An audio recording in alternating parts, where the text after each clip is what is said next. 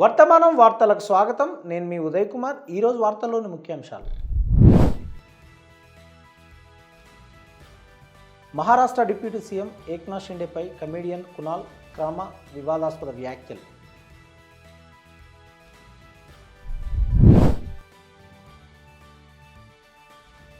బెంగాల్లో వేడెక్కుతున్న రామనవమి రాజకీయాలు.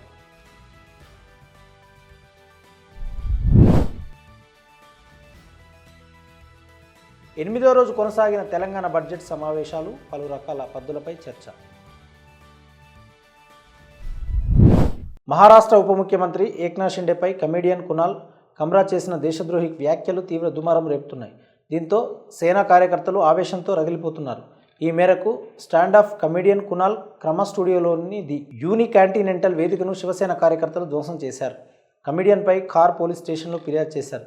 ఉద్ధవ్ ఠాక్రే నుంచి కునాల్ కామ్రా డబ్బులు తీసుకున్నారని, అందుకే ఏక్నాథ్ షిండేను టార్గెట్ చేస్తున్నారని ఆ పార్టీ లోక్సభ ఎంపీ నరేష్ మష్కే ఆరోపించారు.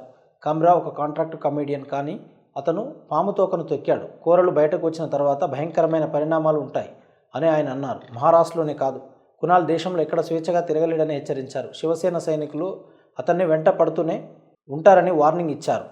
కాగా శివసేన కార్యకర్తలు చేసిన విధ్వంసానికి సంబంధించిన దృశ్యాలను శివసేన యూబీటీ నాయకుడు సంజయ్ రౌత్ సోషల్ మీడియాలో పంచుకున్నారు. రాష్ట్రంలో ఒక బలహీనమైన హోంమంత్రి దేవేంద్ర ఫడ్నవీస్ ఉన్నారని ఆరోపించారు. కాగా కమెడియన్ కునాల్ దిల్తో పాగల్ హై పాట, బొలీసీ సూరత్ తరహాలో మహారాష్ట్ర రాజకీయాలకు సంగీతాన్ని జోడిస్తూ శివసేన చీఫ్ ఏక్నాథ్ షిండేను ఎగతాళి చేస్తూ ప్రేక్షకులకు నవ్వులు పూయించాడు. మేరీ నజర్ సే తుమ్ దేఖోతో గద్దర్ నజరహో హయే హయే అతను తన ప్రదర్శనలో చెప్పాడు. ఈ పాట వీడియో క్లిప్ను కూడా శివసేన నేత పోస్టు చేశాడు. ఇది 2022లో అప్పటి ముఖ్యమంత్రి అవిభక్త శివసేన అధినేత ఉద్ధవ్ ఠాక్రేపై షిండే చేసిన తిరుగుబాటుకు ఈ పాట పేరడిగా వాడారు. మరో వంక పోలీసులు కునాల్ క్రమాపై కేసు నమోదు చేశారు. తాజా పరిణామాల నేపథ్యంలో తమ క్లబ్ను మూసివేస్తున్నట్లు హబిటాట్ స్టూడియో ప్రకటించింది.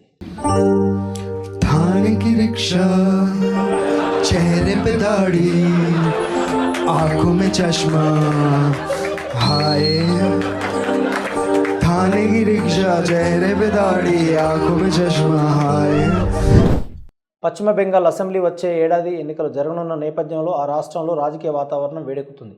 ఎన్నికలకు కేవలం ఒక సంవత్సరం మాత్రమే మిగిలి ఉన్నందున పశ్చిమ బెంగాల్లో బీజేపీ తన హిందుత్వ ప్రచారాన్ని ముమ్మరం చేయనుంది.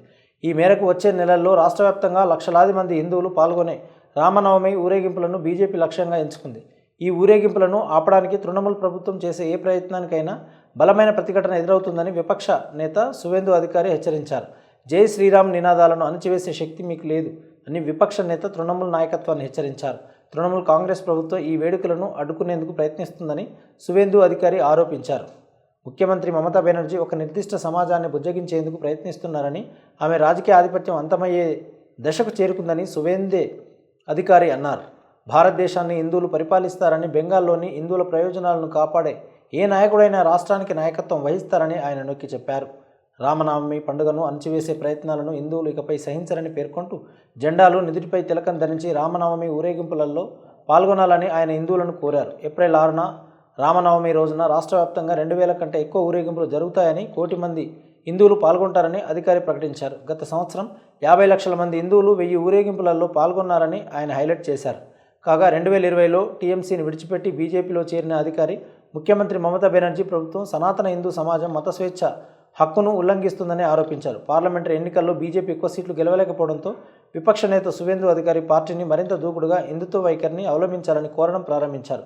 కాగా ఆయన వ్యాఖ్యలను టీఎంసీ ఎద్దేవా చేసింది. ఆ పార్టీ నేత కునాల్ ఘోష్ ఆయనను తత్కాల్ హిందూ అని అభివర్ణించారు. ఒకప్పుడు లౌకిక రాజకీయాలకు మద్దతుదారుగా ఉన్న అధికారి టీఎంసీ నుంచి బీజేపీకి విధేయత చూపించారని, ఇప్పుడు బీజేపీ ఆర్ఎస్ఎస్ నేతల అభిమానాన్ని పొందేందుకు ఇలాంటి ప్రకటనలు చేస్తున్నారని ఘోష్ అన్నారు. తెలంగాణ అసెంబ్లీ బడ్జెట్ సమావేశాలు 8వ రోజు తిరిగి ప్రారంభమయ్యాయి. స్పీకర్ ప్రశ్నోత్తరాలను రద్దు చేసే బడ్జెట్ పద్దులపై చర్చను చేపట్టారు. అయితే ఈ సీజన్లో 3 సార్లు ప్రశ్నోత్తరాలు రద్దు చేయడంపై బీఆర్ఎస్ అసంతృప్తి వ్యక్తం చేసింది. తమ నియోజకవర్గాల సమస్యలను ప్రభుత్వం దృష్టికి తీసుకెళ్లే అవకాశం కోల్పోతున్నామని పలువురు ఎమ్మెల్యేలు ఆవేదన వ్యక్తం చేశారు. ప్రశ్నోత్తరాలు నిర్వహిస్తేనే ప్రజా సమస్యలు చర్చకు వస్తాయని పేర్కొంటున్నారు. కాగా నేడు అసెంబ్లీలో పురపాలక, పట్టణాభివృద్ధి, social welfare, tribal, minority welfare, పరిశ్రమలు, ఐటీ, పంచాయతీరాజ్, గ్రామీణాభివృద్ధి, స్త్రీ శిశు సంక్షేమ, బీసీ సంక్షేమ శాఖల పద్దులపై చర్చ చేపట్టారు. మరోవంక మైనార్టీ పద్దులపై చర్చలో ఎంఐఎం సభా పక్షనేత అక్బరుద్దీన్ ఓవైసీ పాల్గొన్నారు. ఈ మేరకు ఆయన మాట్లాడుతూ మైనార్టీ బడ్జెట్ అంకెల్లో ఘనంగా కనిపిస్తుంది కానీ చేతల్లో ఆ మేర ఖర్చు చేయడం లేదు. గత సంవత్సరం కేటాయించిన బడ్జెట్లో 30% కూడా ఖర్చు చేయలేదని ఓవైసీ ప్రశ్నించారు. ఇక కాంగ్రెస్ నేతృత్వంలో ఏర్పాటైన ప్రజాప్రభుత్వం హామీ ఇచ్చిన మైనార్టీ డిక్లరేషన్ ఏమైంది?